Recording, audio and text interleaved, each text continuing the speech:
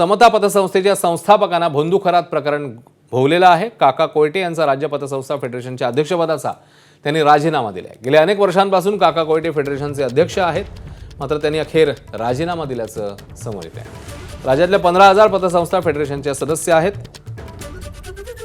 तर 6,000 सभासद असलेल्या फेडरेशनचे कोयटे अध्यक्ष आहेत। 2015 पासूनच्या पूर्वीपासून किंवा कोयटे राज्य फेडरेशनचे अध्यक्ष आहेत। अशोक खरात समता पतसंस्थेशी कनेक्शन समोर त्याचा आल्यावर सभासदांकडून राजीनाम्याची मागणी झाल्याची चर्चा होती। अखेर काका कोयटे पतसंस्था फेडरेशनच्या अध्यक्षपदावरून पायउतार झाले। एबीपी माझा, उघडा डोळे बघा नीट।